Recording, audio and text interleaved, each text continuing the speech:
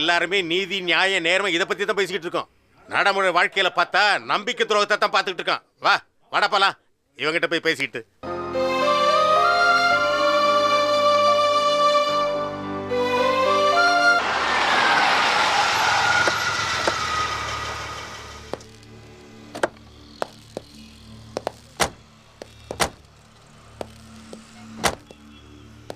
கடவுளே, அண்ணாமலையாரே, என் அண்ணாமலைக்கு ஒன்றும் ஆகக்கூடாது.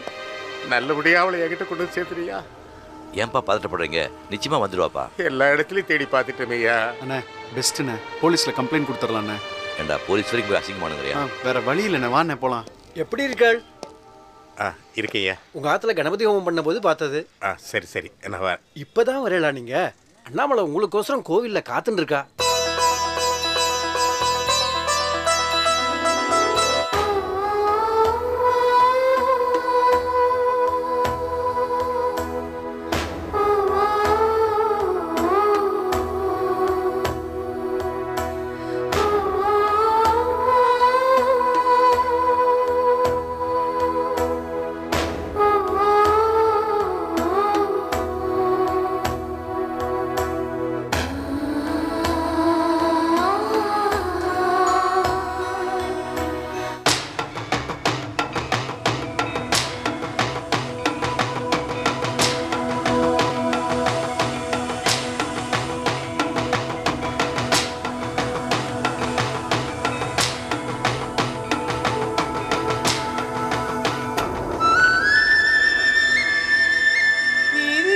அண்ணாமலை அண்ணாந்த ஆகாசத்தை பார்த்து நியாயம் கேட்கிறியா? பூவும் தலையும் இருந்தா தான் அது காசு. அநீதி இல்லைனா நீதிய பத்தி யாருக்கு தெரியும்? இந்த வட்டத்துல நீதினு ஒண்ணு கிடையாது அண்ணாமலை. வாதாயி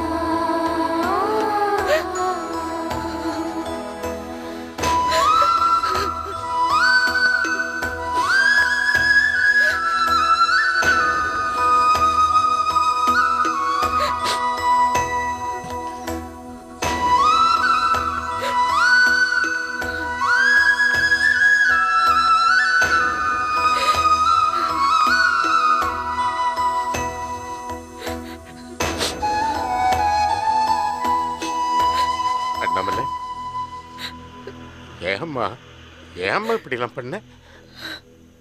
உன்னை காணுன்னு நாங்க எப்படி எல்லாம் பதறிப்பட்டோம் தெரியுமா?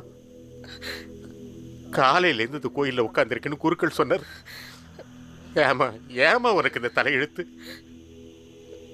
நீ வளர்த்த பொண்ணுங்க செஞ்ச நம்பிக்கை துரோகத்துக்கு பெத்த அப்பனையும் கூட பிறந்தவங்களை ஏமா தண்டிக்கிற? சரி சரி வாமா, நம்ம வீட்டுக்கு போலாம். ஏதா இருந்தாலும் நம்ம வீட்டுல போய் பேசிக்கலாம். வா கண்ணு, வா போலாம். அக்கா வாக்கா, வீட்டுக்கு போலாம். நம்பிக்கை துரோகத்தை விட கொடுமையான தண்டனை இந்த உலகத்தில் எதுவுமே இல்லை. அந்த 3 பொண்ணுங்க மூலமா நீ அதையே அனுபவிச்சுட்ட. அப்புறம் என்ன? இது பாரு, உன் அருமை பெருமை எல்லாம் அதுங்களுக்கு தெரியாது. இந்த நிமிஷத்தோடு அவங்கள மறந்துடு. வா போலாம். அக்கா என்னக்கா இப்படி கேட்குற? நம்ம வீட்டுக்கு போலாம்க்கா. எதுக்குடா உன் வீட்டுக்கு கூப்பிடுறேன்? உன் நன்றி கட்ட பொண்டாட்டிக்கு என் பொண்ணை வேலைக்காரியை வைக்கிறதுக்கா? அவ எப்படி வாழ்ந்தவ தெரியுமாடா? தவசி ஐயா, அண்ணாமலை கூட்டிட்டு நம்ம வீட்டுக்கு போயிடலாம். வாமா. என்னம்மா யோசிக்கிற? விசாலத்துக்கு உனக்கு ஒத்து வராதுன்னு பாக்குறியம்மா? அம்மா, அம்மா அம்மான்னு வாய் நிறைய கூப்பிட்டுட்டு விஷத்தை கக்குச்சிங்களே, அதுகளை விட விசாலம் மோசமானது இல்லம்மா. ஆமா போலாம். ஆமா.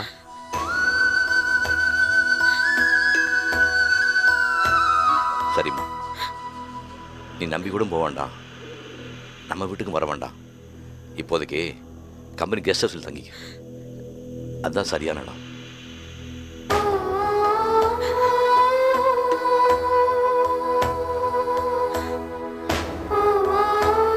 வா.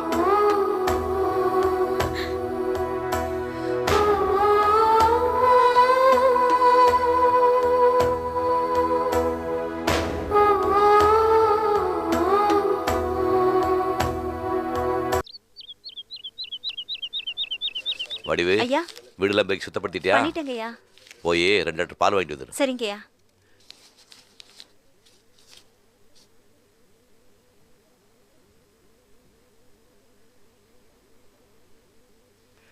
அப்புறம் நைட் டிஃபனுக்கெல்லாம் ஏற்பாடு பண்ணிட்டேன், 8 மணிக்கெல்லாம் அனுப்பிடுவாங்க.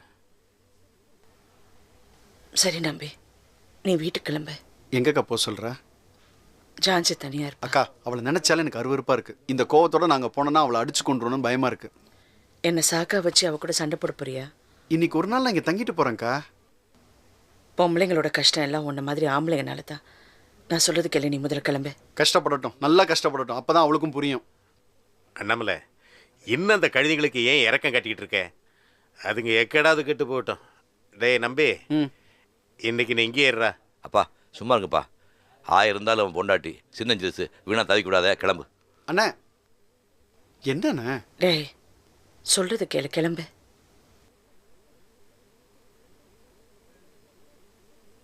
இனிமேலும் அந்த பொண்ணுகளை பற்றியோ சூரியன் பத்திரிக்கை பற்றியோ நினச்சிட்டு இருக்காம கொஞ்ச நாளைக்கு எல்லாத்தையும் மறந்துட்டு நிம்மதியாரு. நான் நாளைக்கு வந்து பார்க்குறேன். வரட்டடா.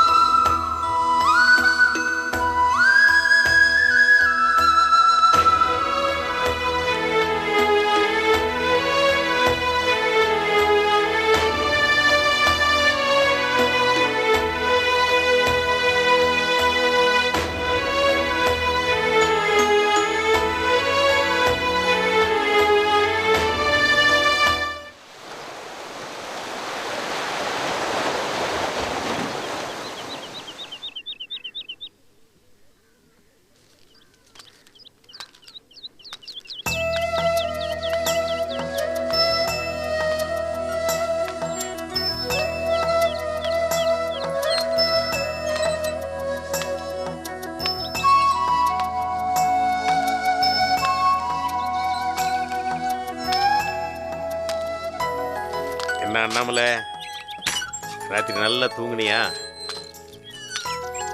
காஃபி சாப்பிட்டீங்களா? சாப்பிட்டமா. குளிச்சுட்டு வாங்க, டிஃபன் ரெடியா இருக்கு. என்னது, அதுக்குள்ள டிஃபன்லாம் ரெடி பண்ணிட்டியா? காலையிலேயே வேலைக்காரி அமிச்சு எல்லாம் வாங்கிட்டு வர சொன்னேன். சும்மா இருந்த பழக்கம் இல்லையா, அதான் சீக்கிரமா டிஃபன் செஞ்சு முடிச்சிட்டேன். நடந்ததெல்லாம் நினைச்சு மனசை போட்டு குழப்பிட்டு மூலையில முடங்கி கிடக்காம அடுத்த விஷயத்துக்கு போயிட்டே இருக்கிறப்பார். அதான் என் அண்ணாமலை. பொண்ணா பிறந்துட்டாலே கண்ணை கசிக்கிட்டு நிற்கணும்னு நிறைய பேர் நினச்சிக்கிட்டு இருக்காங்க. அவங்களுக்கு மத்தியில் உன்னை பார்க்கும்போது என் மனசுக்கு ரொம்ப நிறைவாக இருக்குமா. அண்ணாமலை சொல்கிறது கொஞ்சம் கூச்சமாக இருந்தாலும் சொல்கிறேன். 10 பேரை கூப்பிட்டு வச்சு என் பொண்ணு அண்ணாமலடா அப்படின்னு நெஞ்சு நிமிர்த்தி சொல்லணும் போல இருக்குமா. எனக்கு அந்த தகுதி இல்லப்பா. நடந்ததெல்லாம் மறக்கிறதுக்கு சக்தியும் என்கிட்ட இல்லை. கவலைப்படாதம்மா, எல்லாம் சரியாயிடும். நான் போய் குளிச்சுட்டு வந்துடுறேன். சரிப்பா.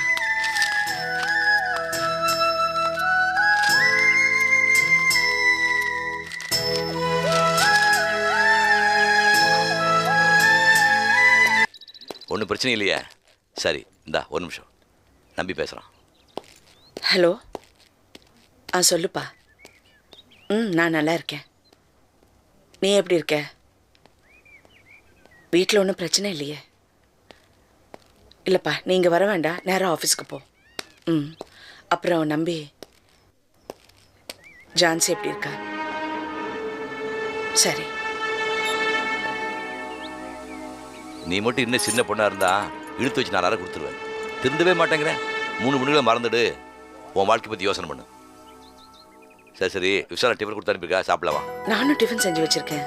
ஐயோ, உன் டிஃபன் சூப்பராக இருக்குமே, முதல்ல அதை சாப்பிடலாம். அப்பா எங்க? குளிச்சிட்டு இருக்காரு.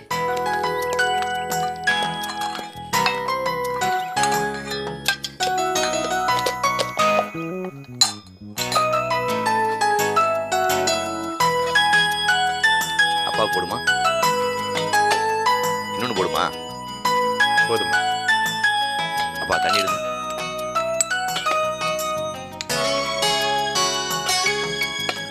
போட்டாங்க, நான் ஊத்துறேன்.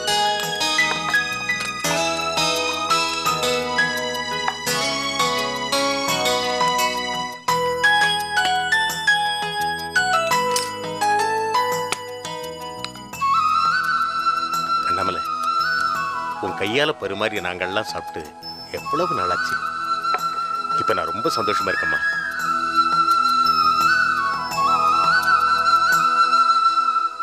என்ன அண்ணாமலை, என்ன யோசனை? பழையபடி இந்த பொண்ணுங்க ஞாபகம் வந்துருச்சா?